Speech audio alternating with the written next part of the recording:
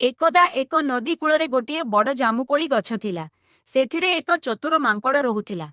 ସେହି ନଦୀରେ ଏକ କୁମ୍ଭୀର ମଧ୍ୟ ଆହା, ଆଜିର ଏହି ଜାମୁକୋଳି ଗୁଡ଼ିକ ମହୁ ଭଳି ମିଠା ଯେ ବନ୍ଧୁ କୁମ୍ଭୀର, ଆଜି ଡେରି ଆସିଲ। ଏଇ ନିଅ କିଛି ମିଠା କୋଳି ଖାଅ। ବାଃ ବନ୍ଧୁ, ତୁମେ ସତରେ ବହୁତ ଦୟାଳୁ। ଏତେ ମିଠା କୋଳି ମୁଁ ଆଗରୁ କେବେ ଖାଇନଥିଲି। ତୁମ ଭଳି ସାଙ୍ଗ ମିଳିବା ଭାଗ୍ୟର କଥା। ଆରେ ବନ୍ଧୁତା ମାନେ ତ ମିଳିମିଶି ଚଳିବା। ତୁମେ ଏଥିରୁ କିଛି ନେଇ ଘରକୁ ଯାଅ।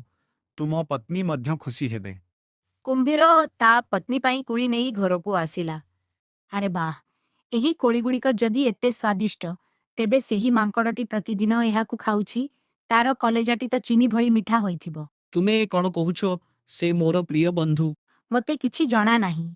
ଯଦି ତୁମେ ମୋତେ ଭଲ ପାଅ, ତେବେ କାଲି ସେହି ମାଙ୍କଡ଼କୁ ଏଠାକୁ ନେଇ ଆସିବ।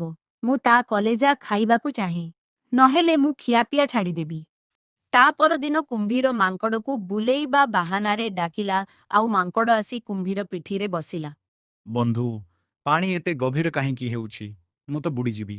ମୋତେ କ୍ଷମା କରିଦିଅ ବନ୍ଧୁ। ମୋ ପତ୍ନୀ ତୁମର କଲେଜା ଖାଇବାକୁ ଜିଦ୍ ଧରିଛନ୍ତି। ତେଣୁ ମୁଁ ତୁମକୁ ତାଙ୍କ ପାଖକୁ ନେଇଯାଉଛି। ଓହୋ, ଏହା ତ ବଡ଼ ବିପଦ। କିଛି ବୁଦ୍ଧି ଖଟାଇବାକୁ ହେବ। ହସି କହିଲା, ଆରେ ବନ୍ଧୁ, ଏତିକି କଥା। କିନ୍ତୁ ମୁଁ ତ ମୋ କଲେଜାକୁ ଗଛ କୋରଡ଼ରେ ଶୁଖାଇବାକୁ ରଖି ଆସିଛି। କ'ଣ କଲେଜା ସାଥିରେ ଆଣିନାହଁ? ନାହିଁ ବନ୍ଧୁ, ଆମେ ମାଙ୍କଡ଼ମାନେ କଲେଜା ସବୁବେଳେ ସାଥିରେ ଧରି ବୁଲୁନାହୁଁ। ଚାଲ ଫେରିଯିବା, ମୁଁ ତାକୁ ନେଇ ଆସିବି। କୂଳରେ ପହଞ୍ଚିବା ମାତ୍ରେ ମାଙ୍କଡ଼ ଗଛ ଉପରକୁ ଡେଇଁ ପଳେଇଗଲା। ବନ୍ଧୁ, ଶୀଘ୍ର କଲେଜା ନେଇ ଆସ। ମୋ ପତ୍ନୀ ଅପେକ୍ଷା କରିଛନ୍ତି। ରେ ମୂର୍ଖ କୁମ୍ଭୀର, କଲେଜା କ'ଣ କେବେ ଶରୀରରୁ ବାହାରେ ରହେ? ମୁଁ ତୋତେ ବନ୍ଧୁ ଭାବିଥିଲି, କିନ୍ତୁ ତୁ ବିଶ୍ୱାସଘାତକ ବାହାରିଲୁ। ଏବେ ଯା, ଆଜିଠୁ ଆମର ସବୁ ସମ୍ପର୍କ ଶେଷ। ଶିକ୍ଷା, ବିପଦ ସମୟରେ ଧୈର୍ଯ୍ୟ ନ ହରାଇ ବୁଦ୍ଧି ପ୍ରୟୋଗ କଲେ ସବୁ ସମସ୍ୟାର ସମାଧାନ ମିଳିପାରେ।